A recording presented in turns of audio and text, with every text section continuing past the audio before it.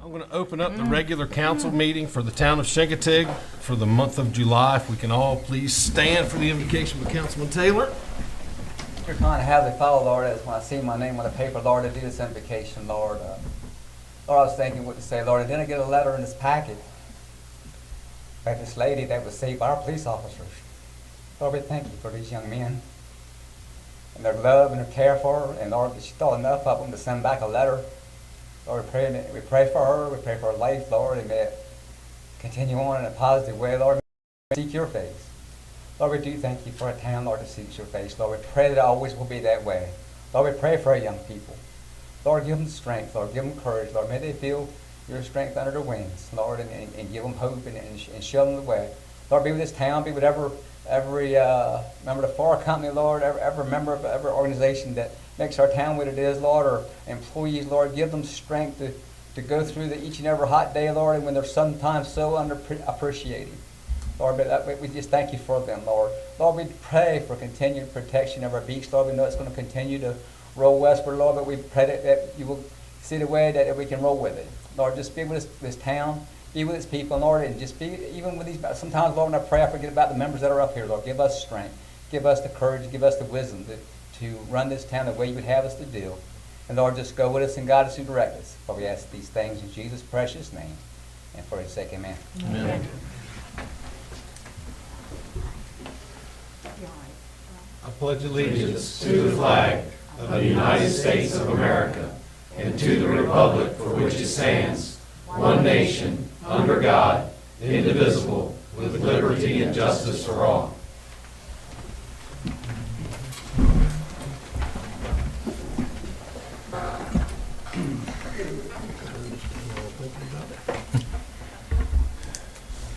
Hopefully y'all do the same thing I'm doing. Turn the phone off. All righty. It's good to see people. For many, many months we didn't see but ourselves and staff. It's good to have people here. So we'll open it up with public comment. Alice Burton.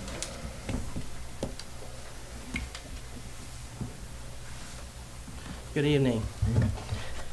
My name is Alice Burton, and I'm with Homer Trails Animal Rescue in Northern Virginia. I've been coming to Chincoteague Island for about 10 years now, doing trap, neuter, return of cats. And I wanted to kind of share my experience with you. The first time we came, everybody pretty much on the island was very hostile. They didn't care what we did with the cats, as long as we didn't put them back. I mean, they had some pretty violent recommendations. And we said, no, we're not going to do that. We're going to trap them, spay and neuter them, and return them. And we did. We came back a year later, and most of the people, their reaction was, what took you so long? If you're going to do it, you got to come back more often. By the third year, they were cooking us dinners. They were putting us up in houses to stay. And it was really an incredible sight to see. They were really supportive, and this has continued over the years. It's continued to the point where we actually have to look for cats to trap. Before, it was easy. It was like the best fishing ever. But now it's not as great because we're looking for the cats. There aren't as many that have not been spayed and neutered. And the reason I'm here tonight to tell this story is because I know that you had a complaint at one of your council meetings, and I wanted to address that. I'm also a volunteer with the Chincoteague Island Community Cats, and I've just been appointed as their Education Advisory Council, their chair.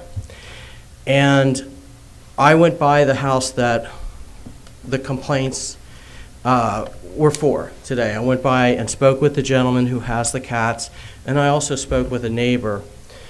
He is putting up a 6-foot fence, privacy fence, in about 11 days. And I talked to one of the neighbors, and there isn't a problem. They don't have a problem with the cats. We did reach out and to the lady who had complained about the cats because I feel like they need a voice too.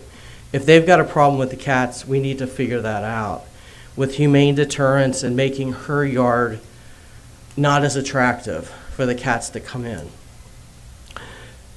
So the reason I'm here tonight is to tell you, if you have folks that complain about the cats, don't hesitate in giving, I can leave my information. You have my phone number. Please let me speak with them. I was an animal control officer in Arlington, Virginia. I was chief of animal control for 14 years. I mediated all the time. I worked with the public all the time. And I'm kind of crazy because I actually enjoy doing that. I like to make people happy. And I do feel that the folks that are complaining about the cats, they have a voice, and if they don't want the cats in their yard, they have that right. But we can help them with that problem. What I don't want is to go backwards with TNR. We've come so far. I mean, we've put in man hours you wouldn't even believe. You know, I use my vacation once or twice a year to come down here. So if you have any questions, feel free to call me, but I'll be here throughout the rest of the meeting. Okay? Thank you. Thank you. Thank you. We $10 and boxes. Julie?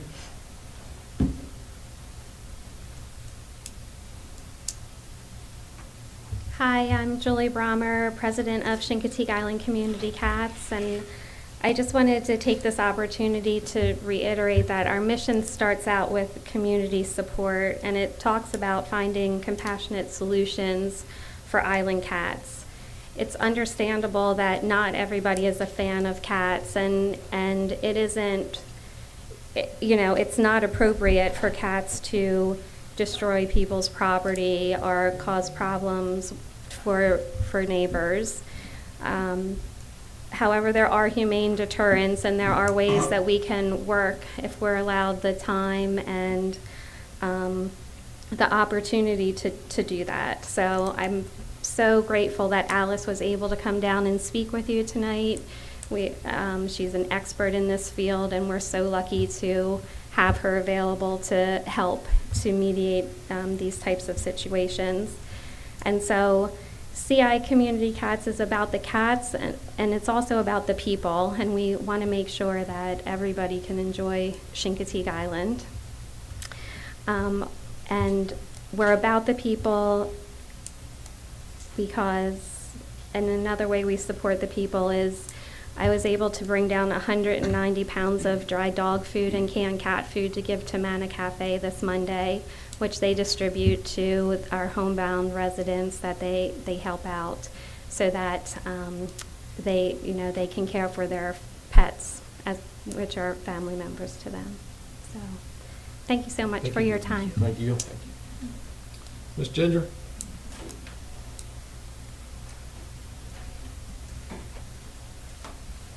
I'm Ginger Birch, and I'm here on behalf of the kitties.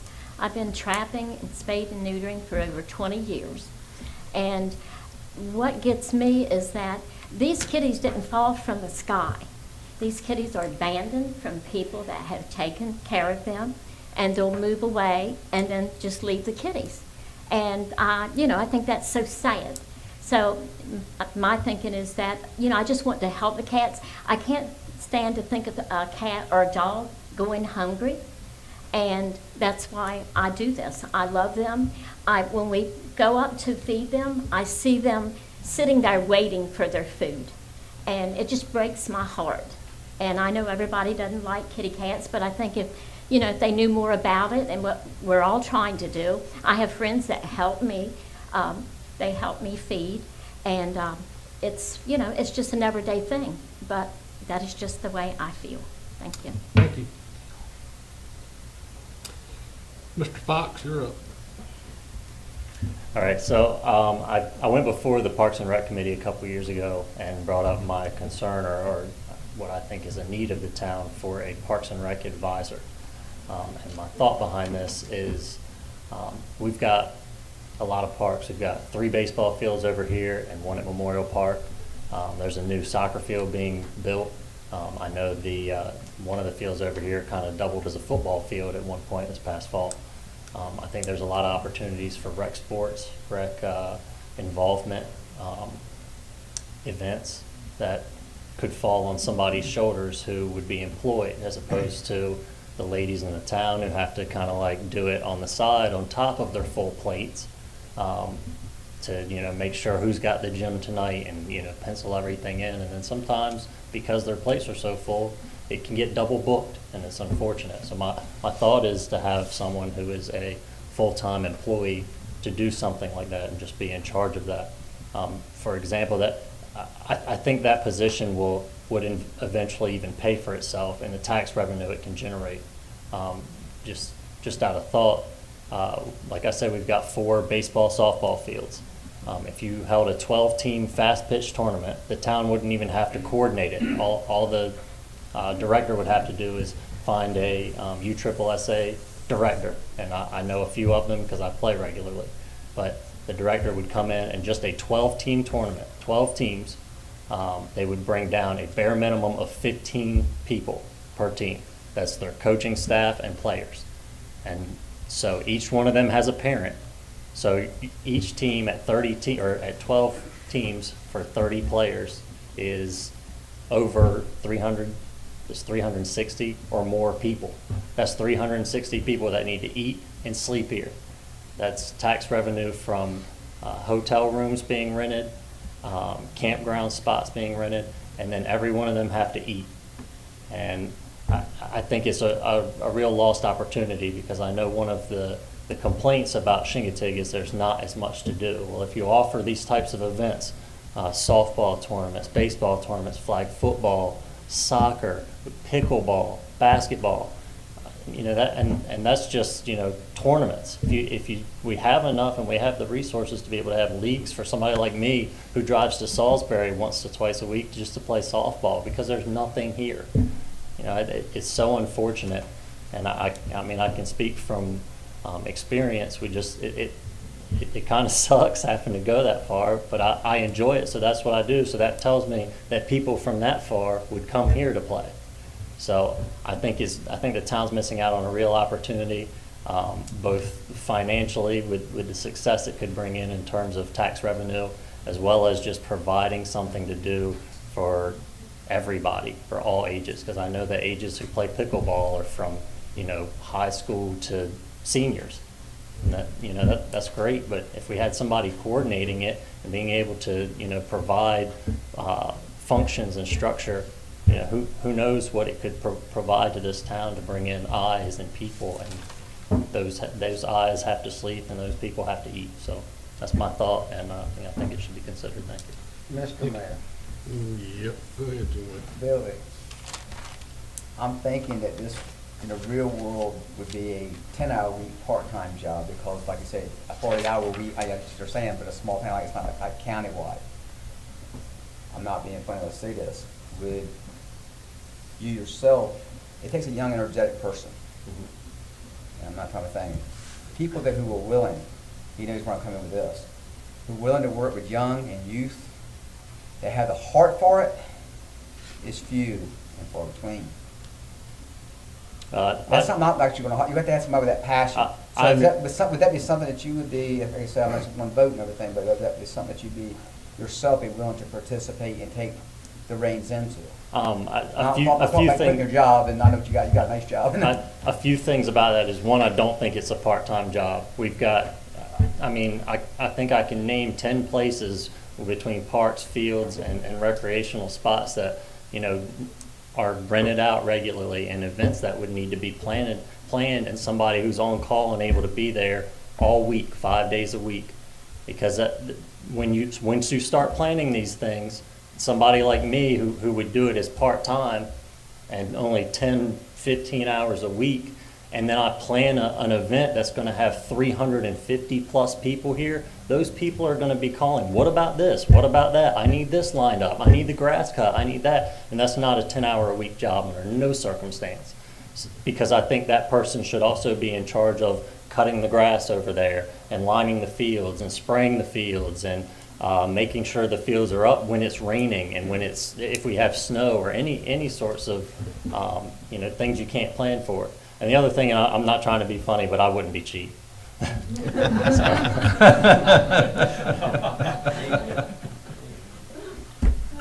you, Billy. Yep. Good. Thank you all. Yep, thank you.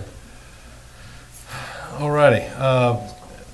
I'll entertain a motion to adopt tonight's agenda. So moved. Second. Motion is second. All those in favor signify by saying aye. Aye. All righty, moving on, staff reports. Who wants to go first? I'll go first, Mr. Mayor. There you go. Have fun. All right, ladies and gentlemen, first thing on our staff report this evening is the ARPA, American Rescue Plan Act. Just adding a few things to what we went over at last meeting. The main thing is we did receive our first tranche of, according to the U.S. Treasury, that's what they like to call it, our first deposit, or the first 50% of our award. They gave us notification on the 29th of June that it would be coming on the 30th, and on the 30th, sure enough, we had $1.491 million in our bank account. And it's still there, marked under a special account for use for ARPA funds. We are still working in the office to come up with a selection of uses for that money, and you all will remember that the council wanted to see a public hearing on possible uses for this money. We scheduled a public hearing for July 15th, a workshop meeting. It was advertised in the newspaper last Friday. It will be advertised again this Friday. It's also on our website and on our Facebook page announcing the public hearing. Rules for public hearing and everything have been published, so we're ready to go and waiting for the 15th so we can see what everybody would like to do with this. Moving on to VDOT. A lot working with VDOT here in the last few weeks. I spoke with Mr. Chris Isdale a couple weeks ago, and he is committed to working with us in all phases of what we're asking from VDOT. The deck sealing operation that went on for about a week there was completed on June 22nd. That's to reseal the expansion joints on Mosquito and Cockrell Creek Bridge. That's done. And the sealing operation for the seal project is done. The actual sealing of the road is done, but the ancillary items that go along with that project are reinstalling the permanent lines and also reinstalling the centerline reflectors. As you remember, they won't be putting edge reflectors back on the causeway. They will also be putting rumble strips on 175 up to the pump patch turn, but will not come out on the causeway.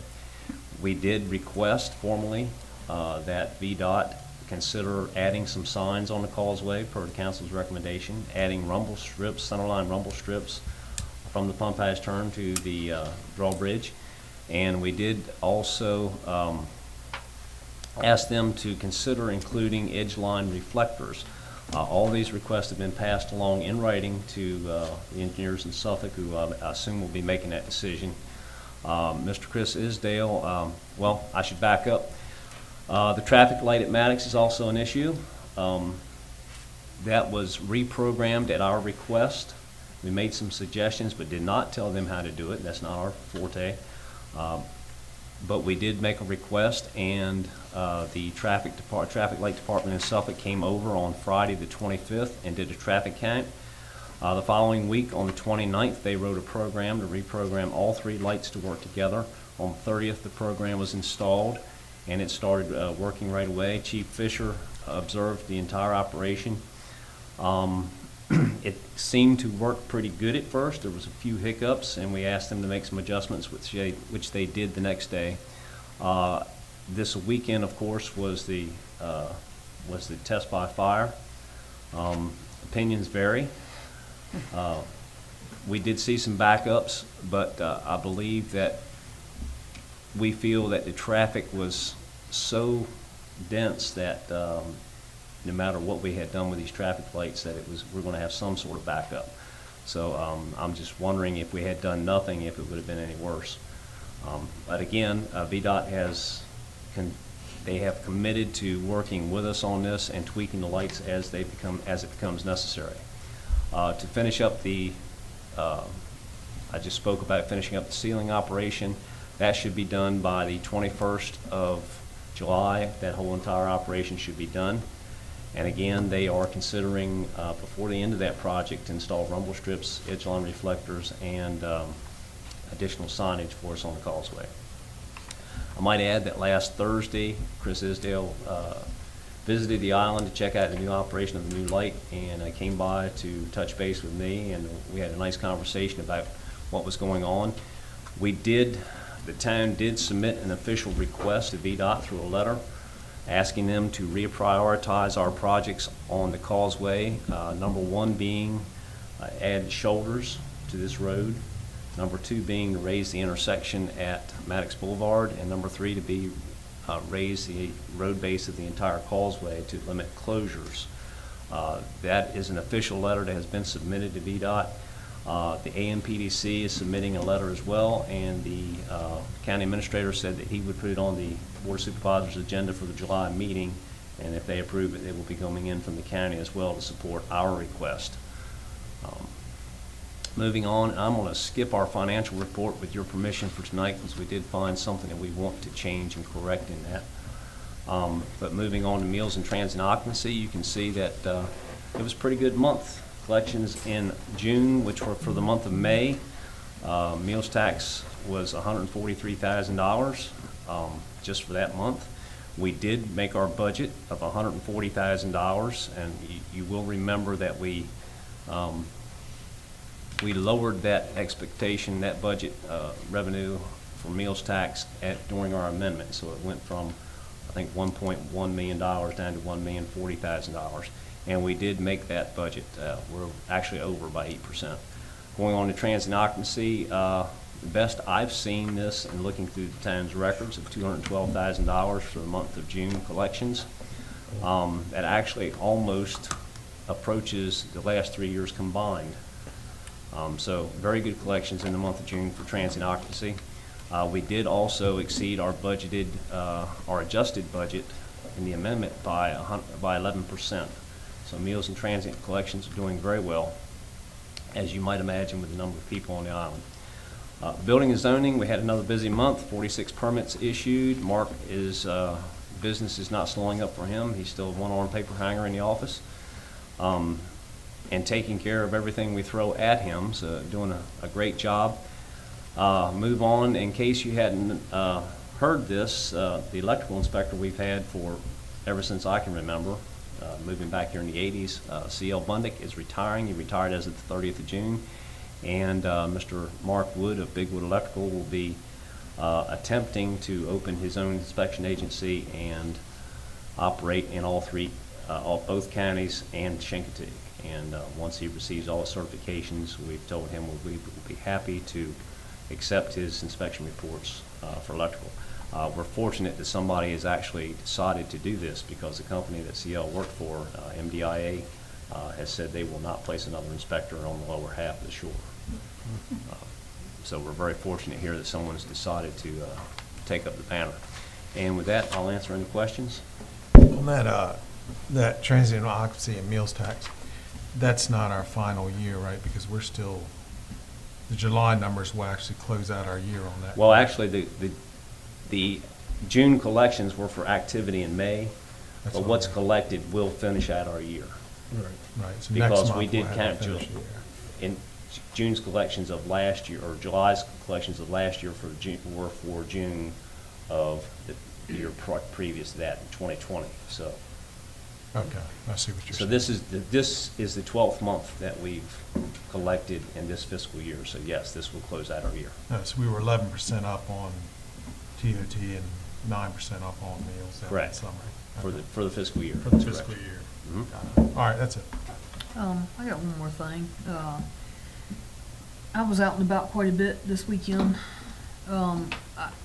I don't know what Robbie's guys observed. I did see one significant backup, but overall I think the light change helped quite a bit. I did avoid Maddox as much as I could, but you can't help but go around it at some point. But coming off of the beach, I don't know if it was probably Saturday, coming off of the beach all the way up through almost to the pharmacy. So might as well say from the pharmacy back to McDonald's. It was a standstill for about 30 seconds, and then it just flowed. So whatever happened, I think it helped quite a bit. As somebody who doesn't have much patience, it was a good thing, I thought. Thank you, ma'am. Anyone else? I'll report there was no backups on the water. None whatsoever. Went all the way around the island about 4 times. So, anyhow, moving on. Robbie, I'm next. you're next. As you can see, we got picked up a little bit, for the month here on our calls and arrests and so forth. And also, we helped out the Accomack Sheriff's Office, and assisted, both departments assisted with Chincoteague High School graduation and their senior parade that they had for all the seniors this year. We provided parking and traffic control assistance for rocket launch also at Curtis Marriott Harbor on June 15th. On June the 9th, we've hired Savannah Stubbs as a part-time dispatcher, and our new traffic control officer this year, Nick McJilton. He's been out there and he's been keeping busy with not just the traffic, but with checking the parks and so forth too. And then going to try to, at the next meeting, probably in August, I'll bring Luke in, Luke Arnold. He comes to us from Only PD. He's our new full-time officer. So I'll bring him in at the next meeting and introduce him to the council. And then on the 29th, we had our VSAN audit, which is every 3 years, I believe. They come in and audit, all of our files, wanted persons, stolen, anything stolen, basically, vehicles, tags, anything like that. And we had one file that we had a problem with, but other than that, they said that was great. Everything else they checked was right on, following all their protocols and everything, so they said overall we had a wonderful audit, which was great. Speaking to the traffic, if you went out this weekend, it was everywhere. Mike called me, I think it was Saturday afternoon, and said that there was some problem up on Maddox. I come out and rode up myself, and basically from the gate at Assateague, I didn't have to physically come to a stop. This was probably 4:30, 4:45, I believe. I didn't physically have to come to a stop. Now, it was slow, but until I hit Cosa Pizza was where I finally had to stop. The light, so far, what I've seen has been a world of difference, getting traffic off the island or north and south. I think one of the things we have seen since the switch over has been the northbound traffic on Main Street that gets backed up more now. But it's almost like if you're giving up one thing to get another thing. And basically, I talked with Eddie Eater. He's the traffic light man here on the shore, and he told me, he said the way they're trying to set it up now with all three lights in a sequence, he said you can't give but so much in that program. So I think we go with it now, at least for the next couple weeks, is what I was planning on doing, keeping an eye on it and seeing how everything's working. But I mean, it's like I told Mike this morning. When I rode out, and even I worked Sunday, and when I was out Sunday, number one, you got so many people, and they all seem like they try to come off the beach at the same time. But thank God for me, everybody's taking it slow. It seems like nobody's in a rush, and we've got so many businesses on Maddox Boulevard. Everybody's getting in and out of a business, and thankfully, from what I saw, people were letting them in and out. So it's like that's going to cause your backup too. So as long as you don't have to stop dead still, like you said, Denise, as long as you don't have to stop dead still for 30 seconds, a minute or two, I think with the traffic, especially this weekend, I think everything went really well. So, but I'll be keeping an eye on it, and I've got Eddie's number, so I'm going to contact him if we do have any problems, and he'll come up here and work with me. So I think everything's pretty good. Have you heard anything on the school officer? School resource officer, Yeah. we did get the grant. Okay, thanks. Yes, we've been awarded the grant, and I posted it for our officers till Friday. See if anybody's interested here. So, yes, Good enough. That's awesome. yes, it is. Very happy. Alrighty. Any other questions for Robbie? Alrighty, Harvey, you're up. Michael, looks like you're trying to tell me I'm next. Busy summer. In addition to all our routine grass cutting, park maintenance, garbage can emptying, on and it goes. We've been treating some days close to 1 million gallons of water distributed, which was a rare event in the past, so busy summer. Injected in all that, we've actually managed to get some project work completed, most notably Brianna Kindness Park. If you haven't been over there recently, I encourage you to do so. The parking lot is paved. All the sidewalks are in, the curbing is in, meaning the stormwater management system is complete. The soccer field is complete. As a matter of fact, it's complete to the point I can keep the grass cut, so that's really taken off. The proverbial slow boat from China finally made land. The one big piece of missing equipment was delivered Thursday. Hope to have that installed this week. Immediately followed by stone in the parking lot and mulch. So, knock on wood, we'll have the playground part complete in the next 2 or 3 weeks. The sewage permit for the bathrooms hopefully be finalized tomorrow, which means we can get our building permit, start work on that phase. The other thing I mentioned, the adult exercise equipment, you see in the picture there, we're missing one piece now, the foundation end, but all that equipment is installed too. Still waiting for the exercise equipment that goes around the perimeter trail, but again, if you haven't been over there, I encourage you to do so. It's really coming together. You all know about the kayak launch that we're cleaned up the mess behind. The Sarbanes work is 100% complete at this point. The traffic circle, Maddox Boulevard, actually drains for the first time since we've had a bike path on the traffic circle. We installed a DI there. Solar lighting on the Ocean Boulevard Trail, which is a very nice enhancement. So a lot of, like I said, significant project work in addition to all our routine duties. Other than that, I'll be more than happy to try to answer any questions you may have. I have a question. Go ahead, Denise. What are the plans for the new kayak launch site? Well, I think it's actually on the agenda this evening. Okay. The Harbor Committee has a recommendation. I did read that. I Yeah, take we're that gonna back. replace it. I'm sorry, yep. But it's a float, we're looking at a floating kayak launch, Denise. Yep. Same place? Close. Close, just move down a little bit. Move it, if you move down to where the gazebo is, Mm-hmm. the shoreline itself is nowhere near as steep. So the thought right now, and this you'll access with a gangway, very similar to you do down in Corbin. Okay. But I don't, Yep, I did read that. I apologize. Lighting on the trail was a great addition. Anyone else? My only thought is with the rain that's coming and the rain we've had, it might be a good idea to get the flyer on the move. See if we can get him scheduled.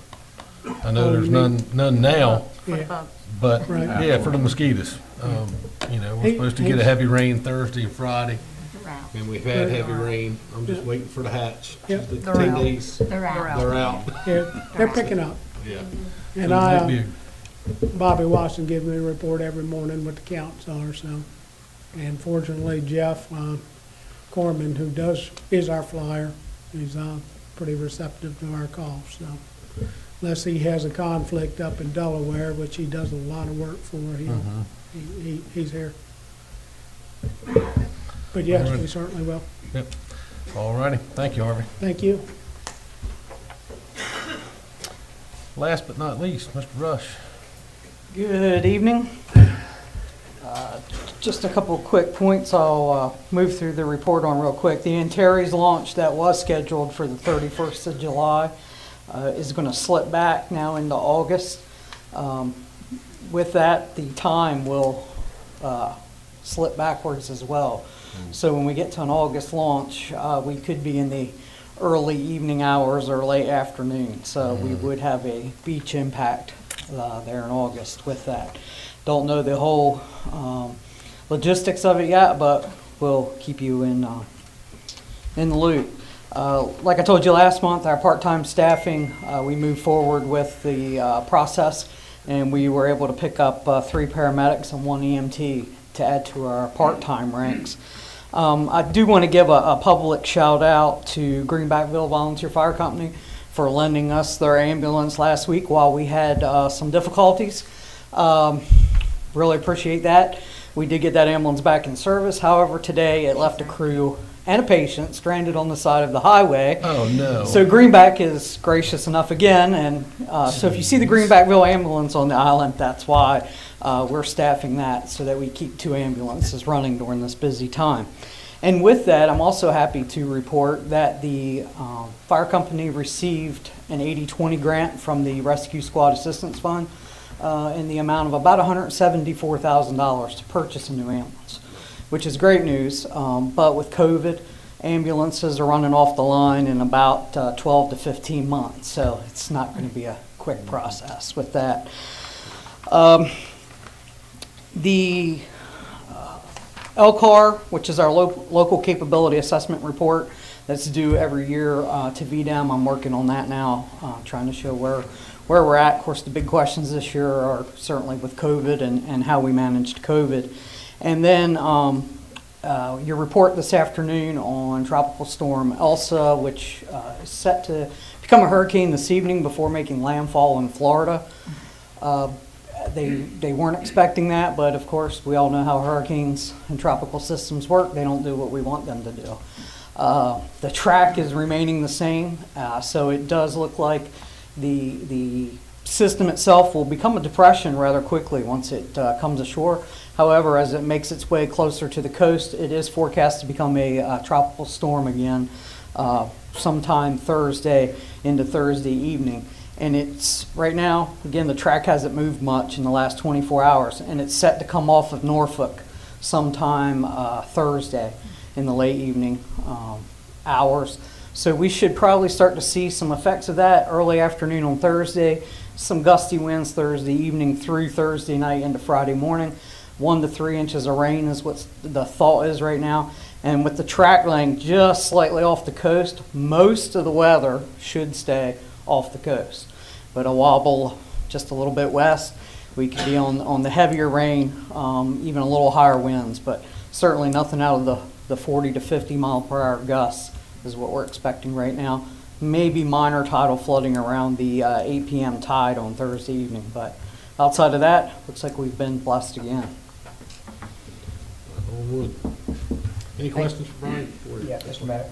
Yeah, that 80/20, was the fire company planning on picking up that 20? Mr. Mayor, I mean, without the Carnival stuff going on this year, and the first thing on the list that we got, that the money can be used for the very first thing is to support public health response. I think that we should discuss picking up that 20. That can be discussed at our Right, next right. meeting. Right. Sure. All right, anything else? Thank you, Brian. Thank you. All righty, committee reports. It's not in our packet, but I will report on the Harbor Committee. We met last Thursday, sort of in an emergency meeting. We tried to figure out what to do with the kayak ramp that had disappeared or fallen in. So we took the old one up, and we're going to try to replace it with a floating ramp. That way it's not in any danger of collapsing like the last one. And we've had such good success with the floating docks down at the harbor, it just made sense to do that. We also talked about our big grant, the boating infrastructure grant, which goes to pay for our transient occupancy slips and the things around that. And we've discussed putting in ramps down at Robert Reed Park that will accommodate smaller boats. Right now we have slips that will accommodate larger boats, yachts, and such. What we're talking about now using the big grant for is to make ramps and docking for smaller boats, because if you go down to Robert Reed Park, there's always smaller boats using the channel and docking to access town and whatnot. So we thought it would be a good idea to use that. The harbor's full. Gas sales were at a record pace. I think Vernon said that they had sold 13,000 gallons, not dollars, gallons So we're doing really good down at the harbor with fuel sales. But that was pretty much it. Just a lot of discussion and good time. The other report that we have for tonight, Jay is going to touch on later on, so I'm just going to save that for when we discuss it later. And that's it for the committee reports.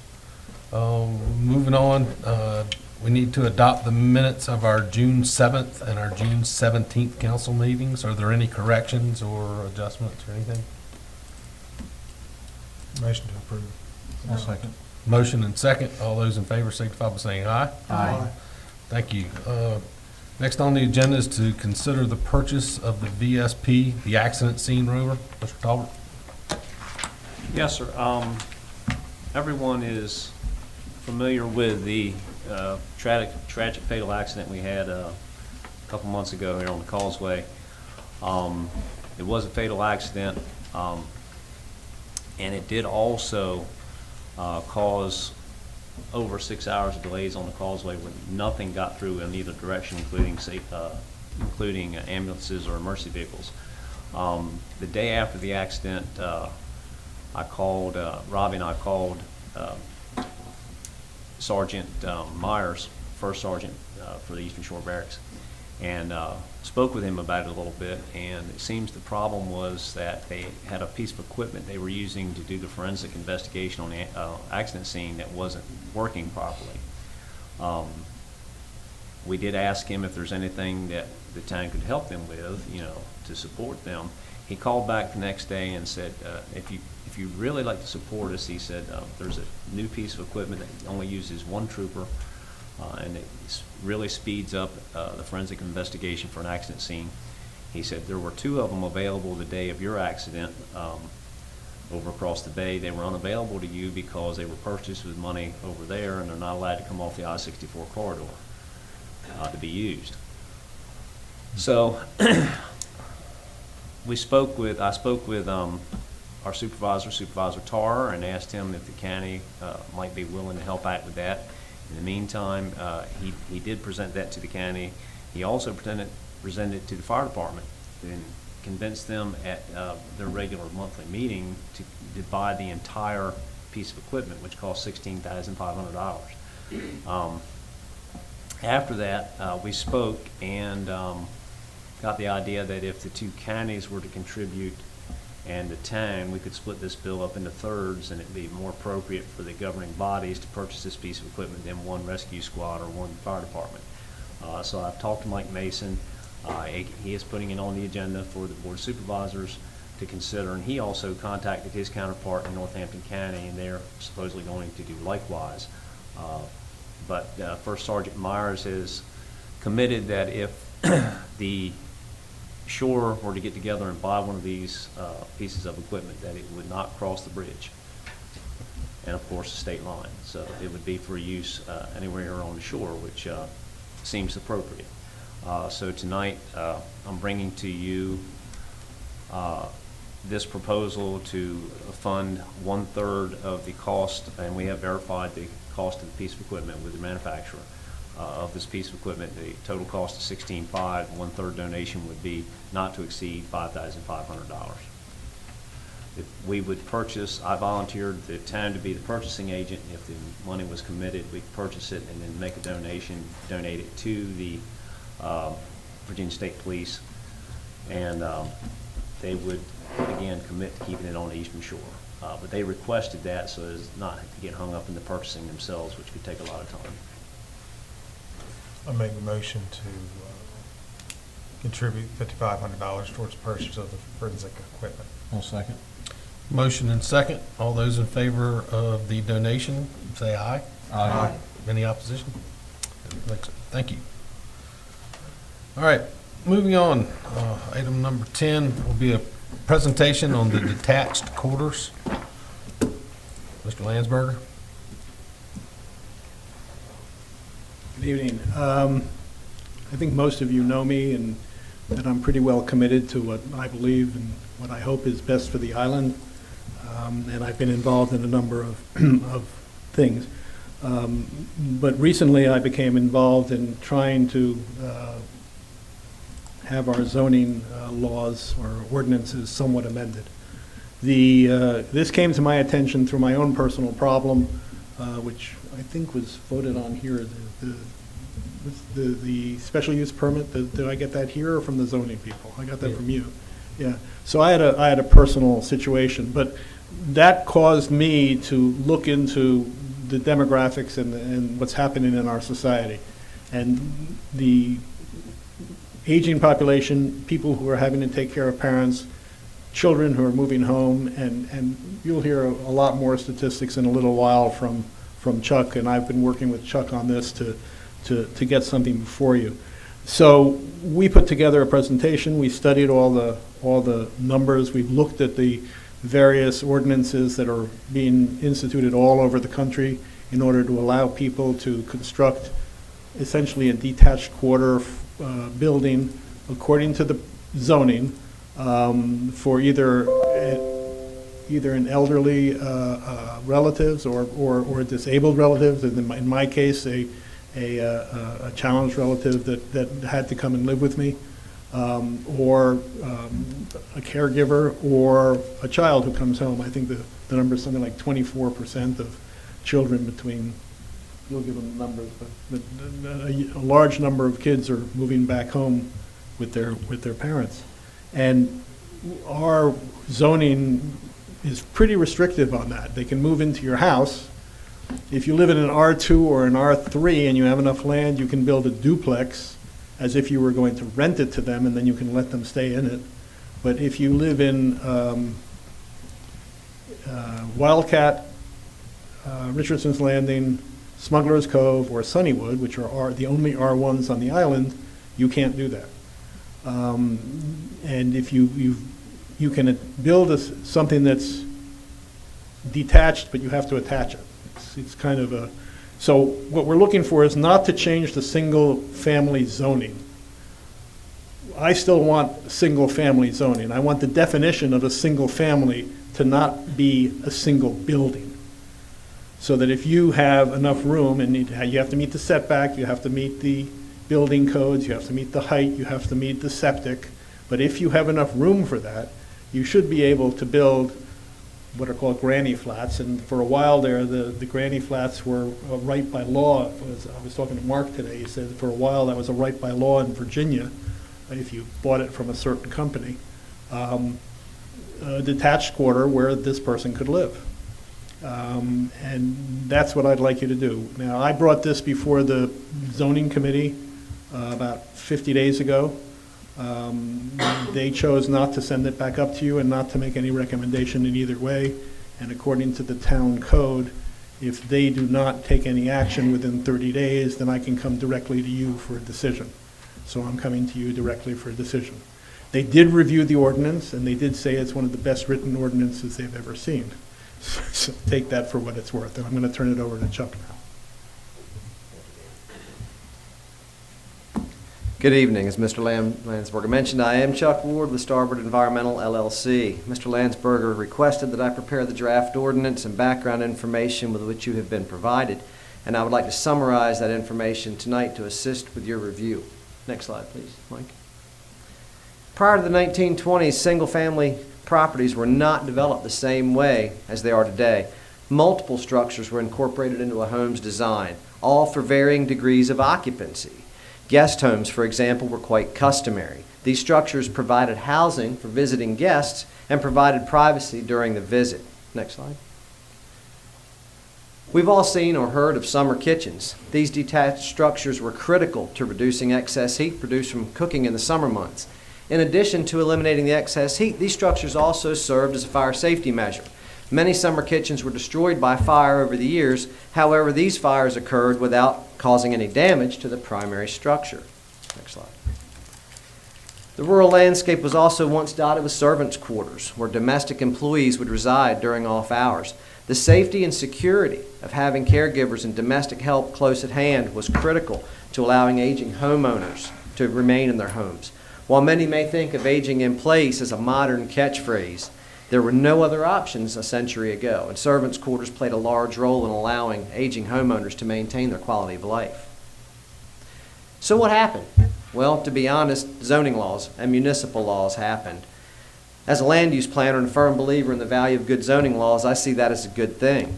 The reason zoning laws and planning commissions exist today is due to a 1926 Supreme Court case where the Village of Euclid, Ohio, sought the right to control land development to prevent incompatible land uses in neighborhoods. This is where the term Euclidean zoning comes from, and it's the type of zoning that Chincoteague has adopted. The Euclid case was designed to protect residential neighborhoods from overdevelopment. From this case, we derived zoning terminology in use today, including terms like single-family residential and principal structure. While that Supreme Court brought about many land use controls, it was not originally designed to prevent detached living spaces from being used on property. As zoning laws became more rigid and as building codes became more refined over the years, the concept of a home being a single structural unit became more widely accepted. Aging in place requires in-home caregivers, be they family members or paid employees. These caregivers must live close by to provide adequate service. Currently, as we all know, the availability and expense of affordable housing limits the ability of most island residents to provide housing for a domestic employee. It's just financially unfeasible. A well-written detached quarters ordinance would help solve that problem. Chincoteague's median age is increasing, as we know, and the need for in-home care and support will increase proportionately. While aging in place is an important issue, there are other factors to consider. As Mr. Landsberger mentioned, according to the U.S. Census, nearly 18% of adults between the ages of 25 and 34 resided in their parents' homes in 2019. Many returned home due to marital issues, employment issues, financial crises, or more recently, many returned home due to the COVID pandemic. As these adults return home, sometimes with spouse and children in tow, we need to consider these changing family needs. And projections indicate that this return to home trend will continue. Let's take a look at one obstacle in the code. It's a definition. The zoning code defines a dwelling unit as a single unit. This exclusionary zoning regulation was likely implemented to prevent multiple dwellings from existing on one property as a way to keep population densities within the expected ranges. Zoning regulations usually get written and adopted by large municipalities and then adopted with minor revisions in smaller towns. The definitions in our current code are likely borrowed from another code, and there's nothing wrong with that. It happens all the time in zoning. However, this proposed ordinance was written specifically for Chincoteague. Other Virginia municipalities have adopted similar laws. The term we propose is detached quarters, but as Mr. Landsberger mentioned, you may hear of accessory dwelling units, mother-in-law suites, or granny flats. Other municipalities in Virginia, including Arlington, Alexandria, Fairfax, Virginia Beach, and Chesapeake, have all adopted guidelines for detached living quarters. While the current regulations were well-intentioned, and they were certainly enacted for the good of the community, what are the impacts of these regulations? Family living arrangement needs are changing, as we've discussed. We know that granny flats and other separate living spaces are being created and have been created on Chincoteague on the interior of existing homes or garages. A property owner is likely to design and create these spaces without a building permit. This is likely if the owner doesn't want to raise any concerns. A property owner may even try to hide the living arrangements within that property from neighbors to prevent being reported. The intent of the property owner is always honorable in most cases, and it's to provide safe and livable space for a loved one. However, if life safety and building codes are ignored in that process, these modifications may create a dangerous situation for emergency ingress and egress, or create an electrical issue if the new design exceeds the electrical service capacity of that original structure. Next slide. Please don't try to guess where these properties are located. I promise you they're not on Chincoteague. Another impact created by the single unit restriction in the current zoning code is the unnecessary additions to existing structures. As the code currently requires all living spaces to be a single unit, excessive additions are often constructed to allow for future interior modifications. People will receive a building permit, they will do the addition, and then they'll go back in once they get their final and do interior modifications to create that separate living space. This practice often leads to historic structures being altered beyond recognition, and it puts the property owner at a greater risk. He has a greater liability in the event of a fire, flood, or a storm event, because that entire addition becomes one unit. In the picture on the left, this addition was constructed for the purpose of a mother-in-law suite. Had this addition been constructed as a detached quarters, there would have been a natural fire break between the principal structure and the detached living space, which could prevent a total loss of the residential value of the property in a fire. Next slide. So how can the community benefit from the proposed ordinance?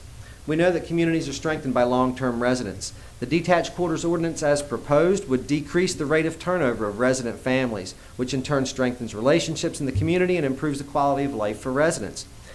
Detached quarters would increase affordable housing, create a wider range of housing options, enable seniors to stay near family as they age, and facilitate better use of the existing housing stock. The proposed ordinance would also increase property values, as many home buyers are looking for properties where they can conduct such an activity when they're purchasing property. Affordable housing exists in limited quantity on Chincoteague, and the proposed ordinance would improve its availability. With 79 million adults in the U.S. living in shared households in 2019, it's obvious that housing needs are changing. Many full-time residents of Chincoteague look forward to retirement here. However, as they begin to have mobility issues or other medical needs, they're often forced to relocate to more manageable living arrangements elsewhere. By implementing a well-designed detached quarters ordinance into the current zoning code, the town of Chincoteague would promote long-term residency, increase property values, and improve the quality of life for its residents. Next slide. Here I've highlighted some of the key points of the detached quarters ordinance, which I believe you have. The draft ordinance was designed to provide regulatory control for the design, siting, and use of detached quarters. Currently, anyone who wants to legally create detached living space must request a special use permit from the mayor and council. This process is cumbersome, it's expensive, and you have no guidelines currently to evaluate the request. The request comes in and there's no architectural guidelines, there's no standards. Each individual application gets judged on its own merit without the ability to advise the applicant of what the requirements would be. The proposed ordinance creates a standardized and regulated process for detached living space to be implemented in a safe and community-friendly manner. Detached quarters are proposed to be included as a use by right in residential districts on appropriately sized lots. They would serve as additional dwelling space for family, caregivers, or domestic employees. What we've proposed would create a visual and architectural complement to the existing homes. Detached quarters are proposed to be an accessory use, and they're proposed to be no more than half the size of the principal structure, and they should only be located on lots that are of sufficient size to support such a use. We do not propose these as rental units. They should be considered as an extension of a home's existing living space, just detached from the residential structure. Residential codes, including setbacks and size, would be restricted to prevent overdevelopment. Health department review and approvals would obviously be required to ensure adequate septic disposal. It is also proposed in the draft ordinance that no detached quarters would be allowed to have its own 911 address, because it is simply an extension of the existing dwelling unit on the property, as the proposed use is just an extension. It's just an extension of the existing living space. Next slide. I would like to thank you for your time and consideration. The proposed ordinance would add value to this community. This is not really a major change. It's really just a set of guidelines to allow a safe and systematic approach to addressing a real-life need that we all recognize and can understand. The proposal is nothing more than a change to the zoning code to allow additional living space to be constructed but not physically attached to the principal structure. To define it more simply, a detached quarters is just an addition to a home that's not connected. Regulations must reflect current and forecasted trends and should be revised accordingly. Zoning regulations are not static. They are dynamic documents that as communities change, zoning laws change. I strongly believe that the adoption of such an ordinance would have a positive effect on Chincoteague's residents, its neighborhood, and would improve the livability and quality of life in an already wonderful community. If you have any questions for Mr. Landsberger or me, I would be happy to address any concerns you may have. And again, thanks for your time. Thank you, Joe.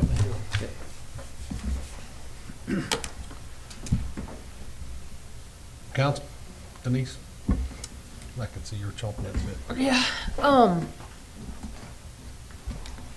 I guess what I see, and not trying to be negative Nelly here, is that, you know, my granny dies, but my cousin's coming pony penning week. And, you know, I'm gonna let him stay in that house.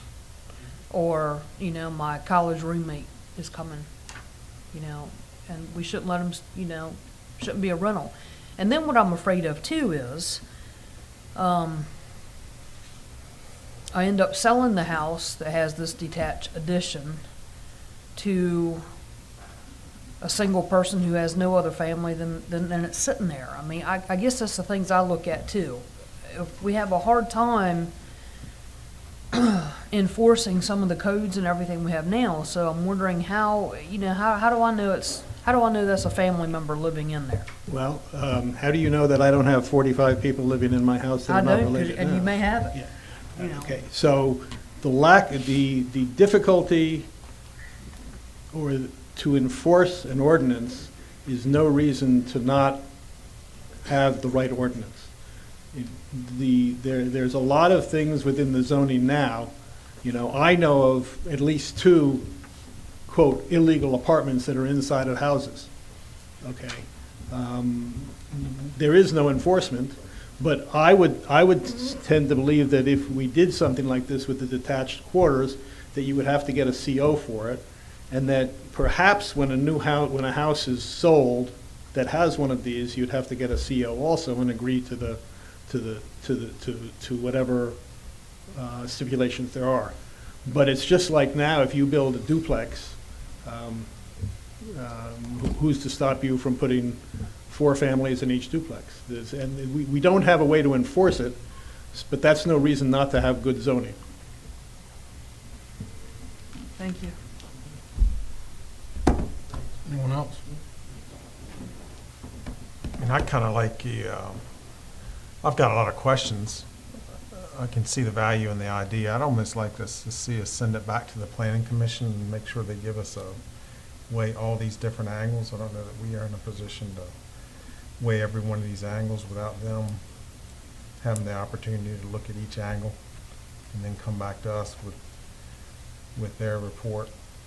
I'd like to see them approaching this subject specifically on. Excuse me, we made our whole presentation as the zoning.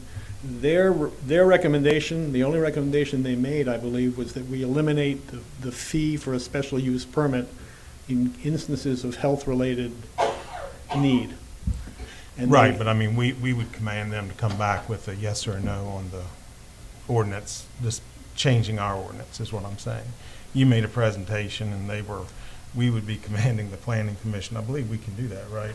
We can command them, hey, give us a report here, Right. yes or no, from what you all think, and then we determine it from them, right? Isn't that how it works, I think? Yes, it is. Their main concern was the same one as Denise's, which is Right.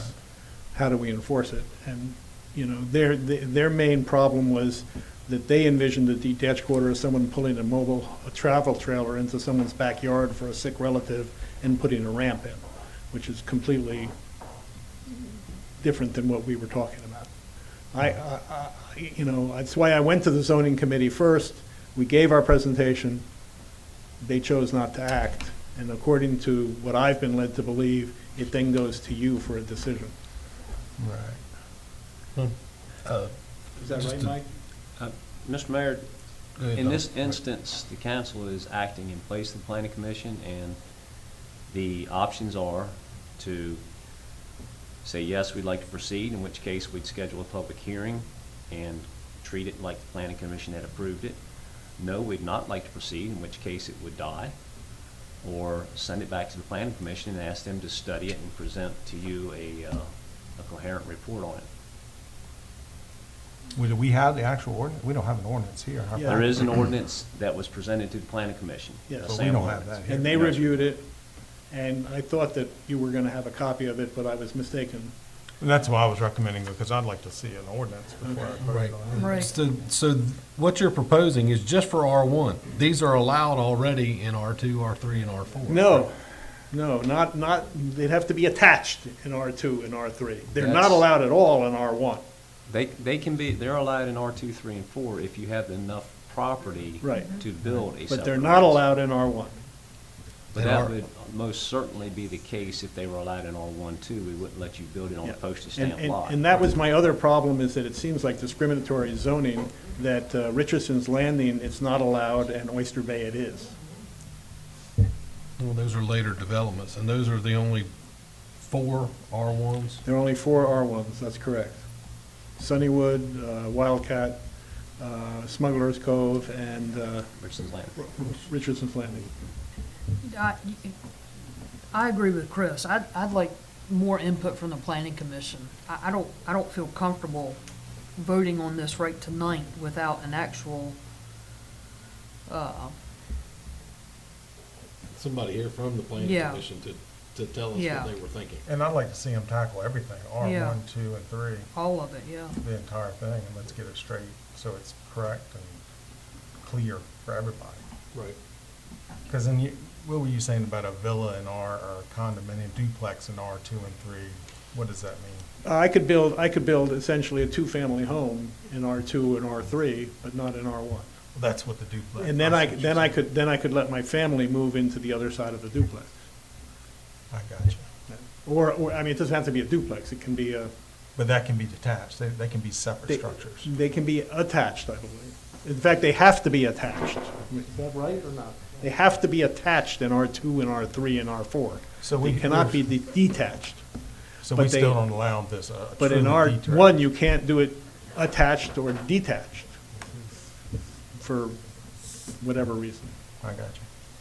And so in my instance, I did have enough room, and Mark has done an inspection of my unit, it meets all the codes, et cetera, et cetera, et cetera, et cetera. And as we discussed today, if I run a 2x4 from one side to the other, then it's attached, but that's kind of self-defeating. And I'm sorry you didn't have that. It was our intention that you had the ordinance ahead of time. Maybe if we tabled it to the next meeting and you supplied them with an ordinance, I mean, that's the other way to do it. Does the planning commission meet soon? This month? Tuesday. Tomorrow? A week. A week from, Next week from week, tomorrow. 13th. Week from today. Mr. Mayor, I will check with Mr. Rosenberger. It's my understanding that they were thinking hopefully about not meeting in the month of July. So the next meeting, if that's not the case, would be in August. It sounds like council is under the opinion that we want to send it back to the planning commission, which we've done before in this instance, and get their official verbiage to us. Is there any history supporting the rationale behind the R1 restrictions anywhere? I mean, it must have been somewhere along the line, you know. Yeah, that's why I think it'd be interesting. The planning commission should have that data, should have that information to give to us. And we need to see an ordinance before we can do anything. I mean, I'm not gonna vote on anything without an ordinance in front of us.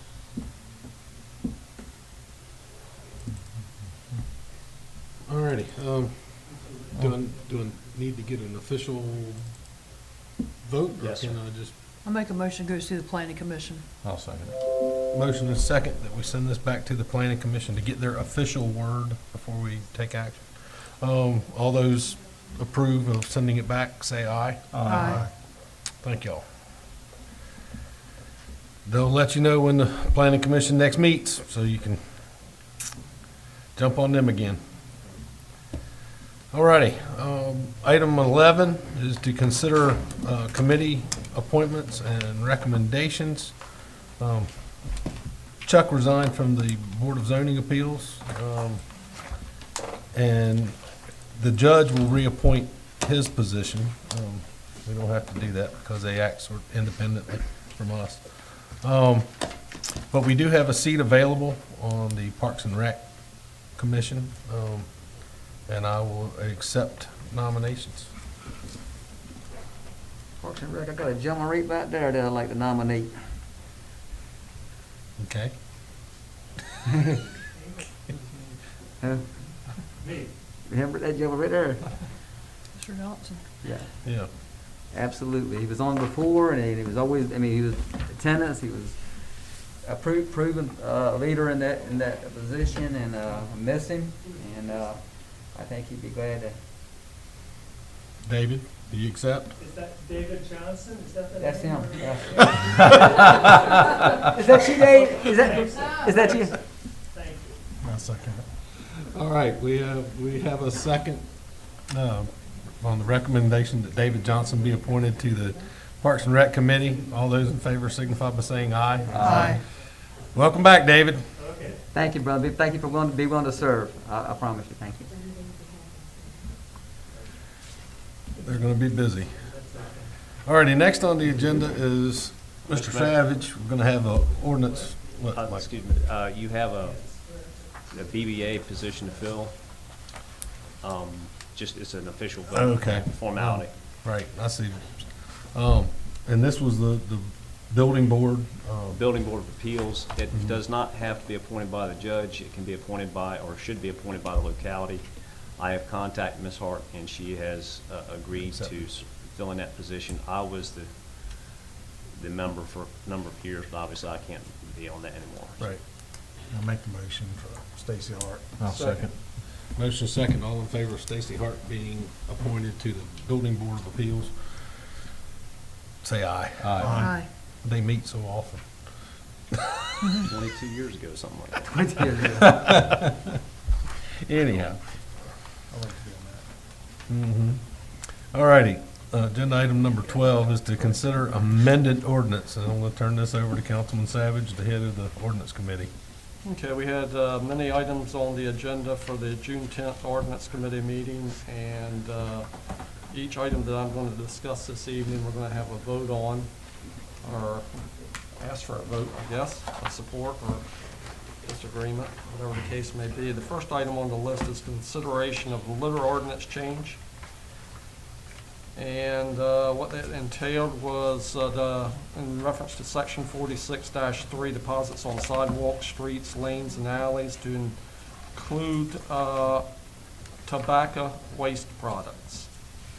And the ordinance committee unanimously approved of that inclusion, and I'm bringing that before the mayor and council to seek a vote on that.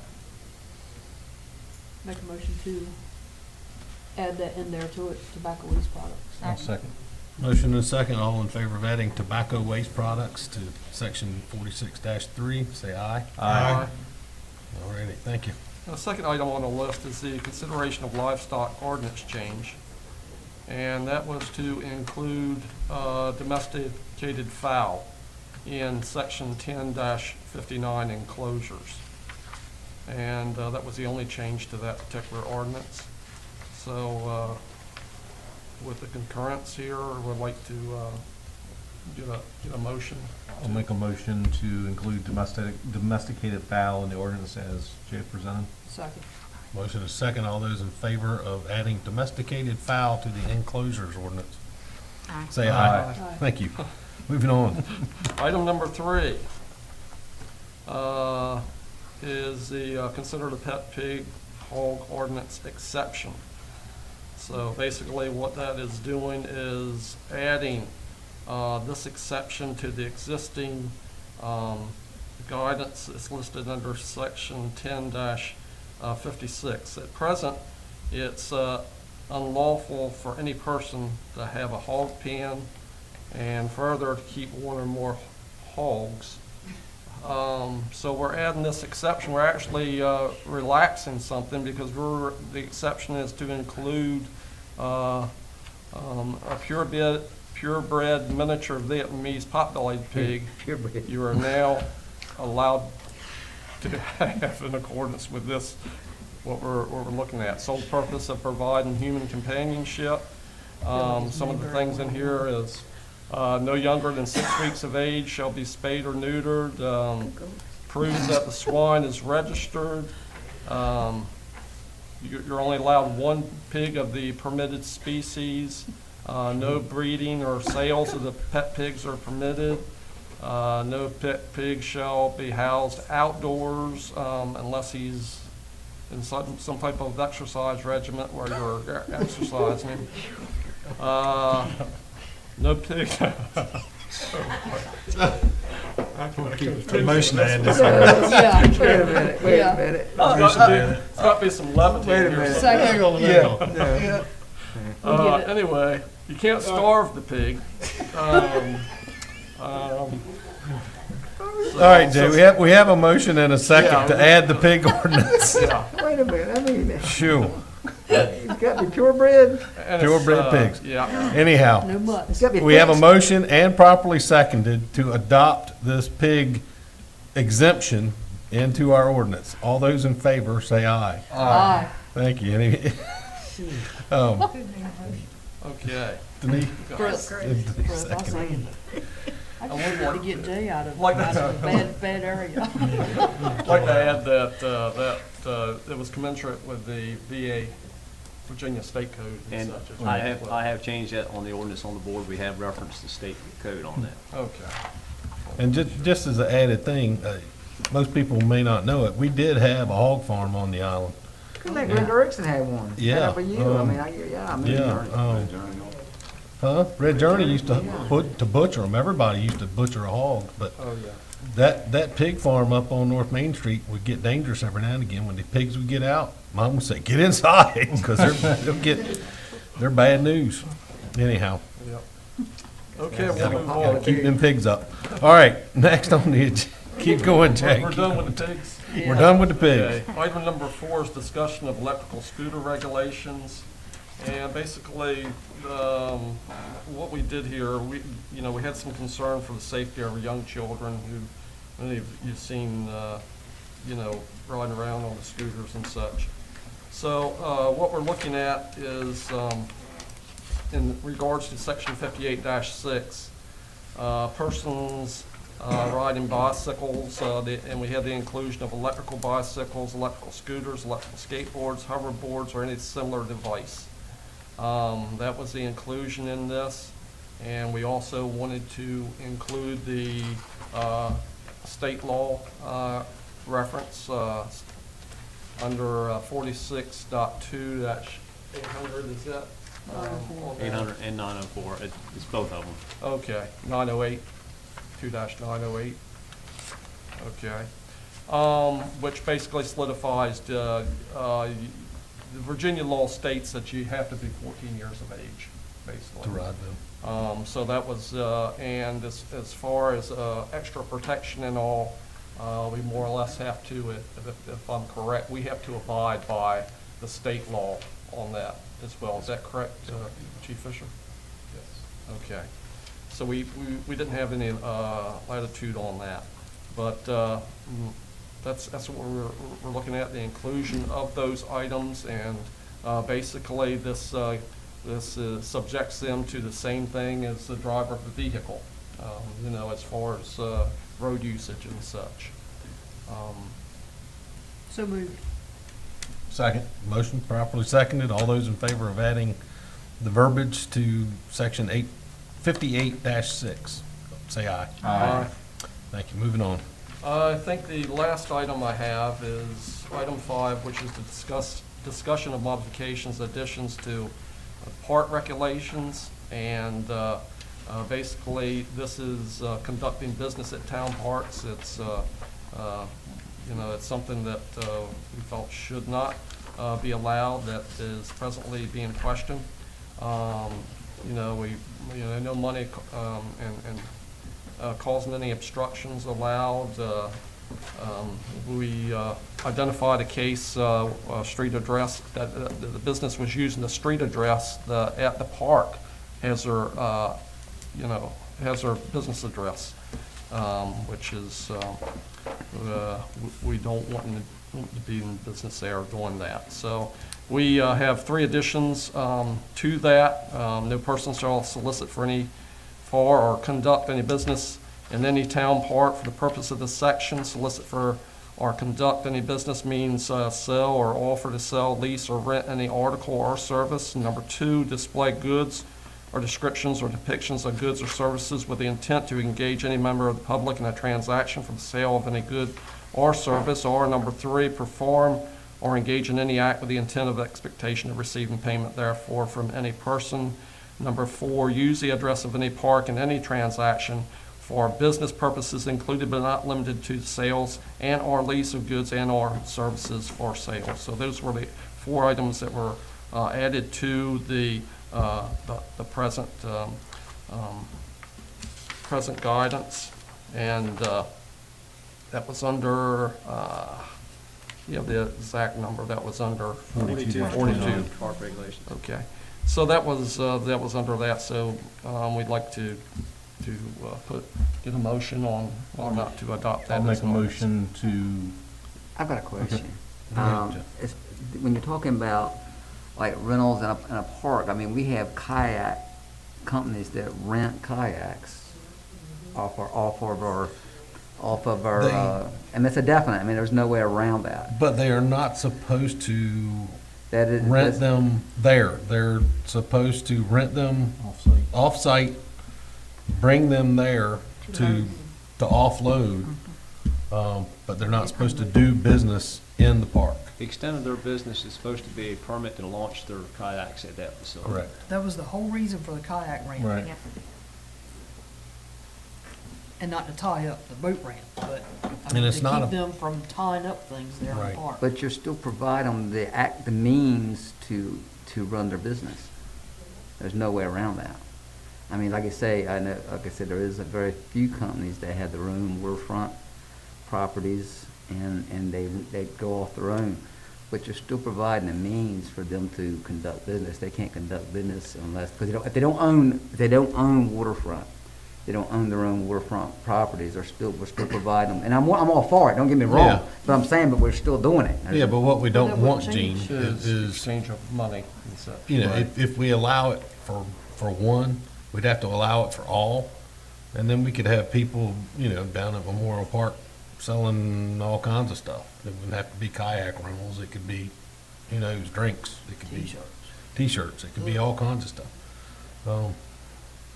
So this sort of buttons that up, and all their business would have to be done elsewhere, and then they would go to the park to launch the things, but not rent them, and not be allowed to have accessory sales down there. You know, not pull up in the truck and drop a thing and sell T-shirts and drinks, and mosquito repellent and all that kind of stuff. So that's what we're trying to address. I'll make a motion to approve as read by Jay on section 42-29 rules and regulations. Second. Motion is second. Any further discussion before we take a vote? All right, not hearing any more discussion. All those in favor, say aye. Aye. Thank y'all. That's As all long I as have. we don't have to talk about pig permits. Mr. Mayor, yeah. All righty, item 13 is the discussion of the trolley proposal. Is that gonna be Mike or Brenda? Well, I can get it started. Ms. Brenda Watson sent a proposal, I think everyone here got it, including myself, for using the trolley for other than riding the tourist around to different businesses, to use it. Now, you've all had it, and I'm sure you've all read it, to use it for locals who need transportation to and from local businesses, and actually develop a local route and to use it, I'm assuming, in other times of year rather than just basically the 100 days during the summer. And Councilwoman Bowden asked to put it on the agenda for discussion, and I'll leave it at that. When she sent it to all of us and I read it, I have honestly been, and y'all have heard me say ever since I've sat at this table, I've been a little bit of a naysayer of the trolley because I, never see many people riding it, but I know it provides a service and it's here and all that stuff. But when she sent it, I thought, this could be a good thing, especially what I like in here, perhaps 1 or 2 days a week throughout the winter. And if it's possible to do, and I don't know exactly how our grants work with it and what our understandings are with our trolley grants and things like that about how it can be used, but if there is a way to make it work, I think it would be an awesome service for the people of Chincoteague. People that are living way down in Ocean Breeze, if they could get picked up at the end of the street and get dropped off at Dollar General, and then they wait for it to come back again, and go back home. I think that's I think it's a good thing. I can see this benefiting the elderly.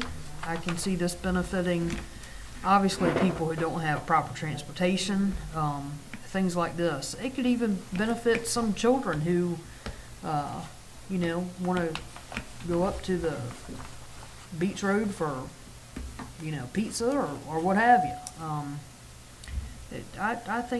I think this could be a good thing, and I would really like to see council, direct Mike to look into if this is a possible thing to do to have, year long. And again, you know, 1 to 2 days a week, I think that's or as she said, is deemed most needed. I agree. Could we direct our trolley person to investigate it and come back with a proposal for us? You Larry? direct me to do it, that's what I'm gonna do, is direct him to do it. There you go. Poor Larry. That's What he's there for. You know, and I know they're kind of strict with the trolleys about what they can and what they can't do, about proposed routes and changing of those routes and whatnot, but wouldn't hurt to Something to look ask. into. Yeah, The good definitely. thing is that the people who give us the money, or at least some of us, DRPT, Department of Rails and Public Transportation, and the same people that regulate municipal buses in cities. Mhm. So there is a pathway there to do this. I'm not sure what the regulations will be, but we certainly can look into it. Be cool. because they do have they also have the handicap van too. Mm-hmm. So I mean, that would be a benefit for Good residents van, if they yeah. could use I that. think just going to the doctor's office, good place, yeah. It might take some. All right, so we've got Mike to check on the trolleys. Item 14, which I touched on earlier, is the new the new kayak launch facility with Ravens. And that's sort of an emergency thing that we've proposed. And you can see what Ravens has done, and they're our sole source supplier. Anything else? I guess I need an approval. Yeah, I make a motion to approve the kayak Second. launch Yeah. facility. Yeah, second. Motion properly seconded. All those in favor signify by saying aye. Aye. Thank you. I like that And we you, have the and funds. you guys know, we'll approve it and we'll get it probably midwinter. Yeah. 4 to 6 weeks. That's right. 4 to 6 weeks. It'll be here in time for fall. Anyhow, all right. Yeah. All right, last but not least, council comments. Mr. Savage, no pigs. I think I've exhausted my comments for the evening. I've gone from A to Z, or A to pigtail. Same things at the ordinance committee. Yeah, that's right. Jim Wayne? I would joke and say I have a popular pig for sale, but I'm not going to do that. Rather, like you say, reading this, and I knew inside from thing, you guys, and I know that you don't do anything for glamour or for anything else, but that's to me, like I say, I'm so happy the lady felt that, hey, thank you for saving my life, instead of saying I wish you let me die, and it's great for her, and that people care. So your men had an impact on her life that this letter just exemplifies, and it just comes through, and we got to, I'm not being funny, we got to figure out something for all those that were involved, because like you said, that is life-saving. And I talk about you guys all the time after the football game, hugging the people from thing. My gosh, keep them up, keep them going, keep them here.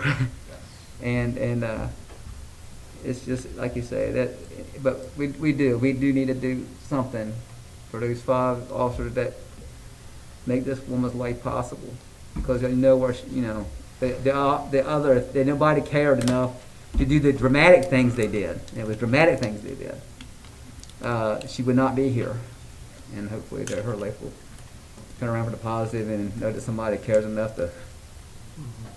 EMS as well. Yes, and the EMS as well. Yeah, all the people did. So and then Ron, was Ron already gone? Brian, and thank you guys and ladies too. Like I said, it's not thing, and y'all see you all the time, and I see your Greenback campus too, and tell them thanks. And I'm glad the state grant went through. And thank you so much. All right, Brother Billy? echo what Gene Wayne said. Thanks to all department heads and everything. I mean, it was a tremendously busy weekend on here, and everything went off without a hitch. And I would say it's probably one of the biggest Fourth of July as far as people and traffic we've seen.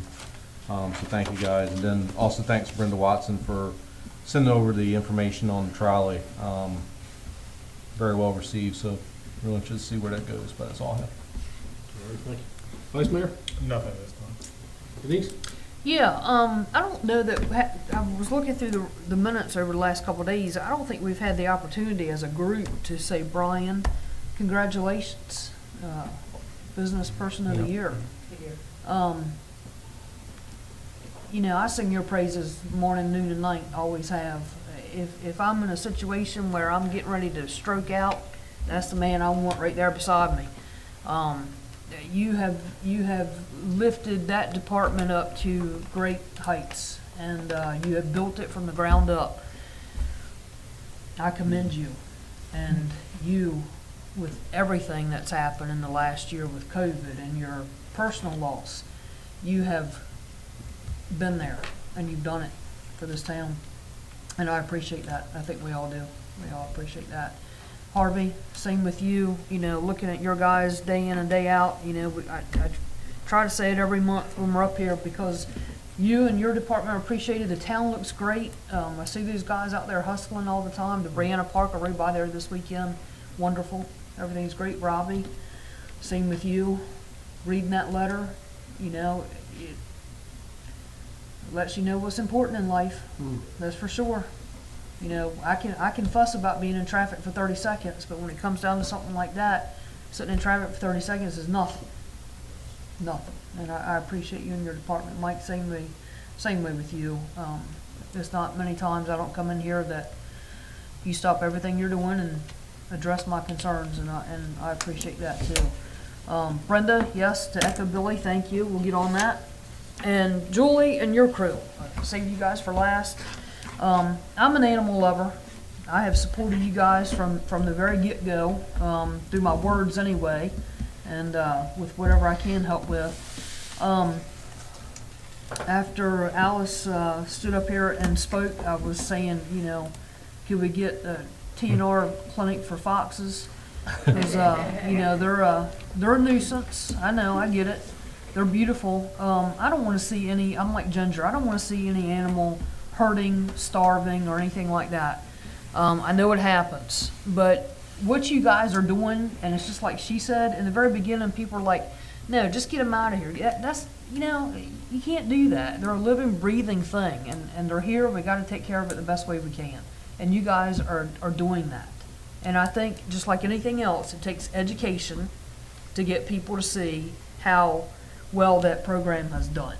And as people have gotten on board, you know, things seem to be rolling, and it's a good thing.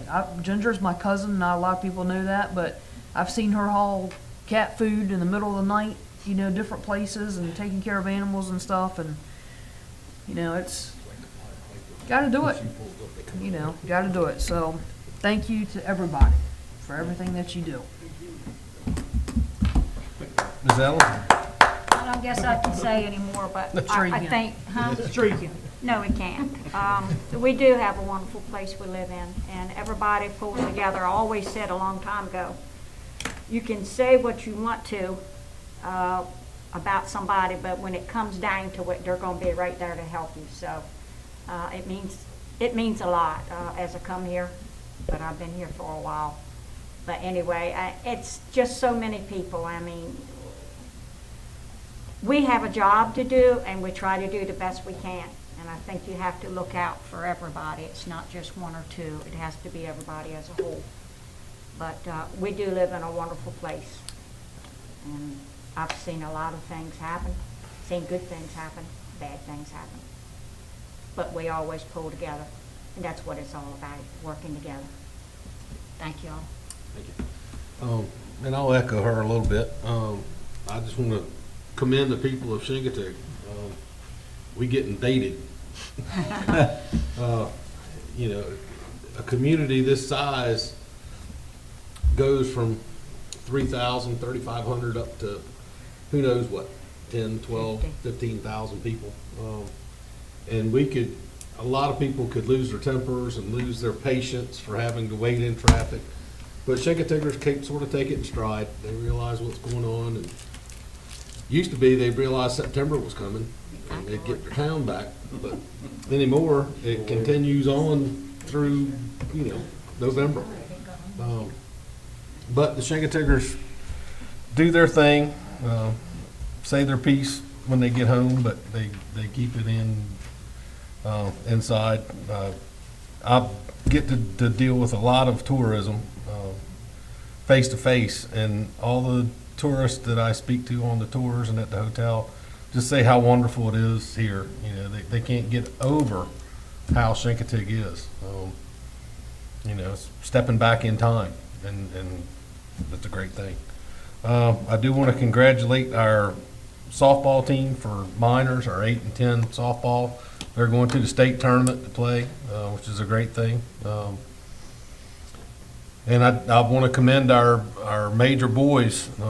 They came very close to winning the tournament across the bay for regionals, or for their district.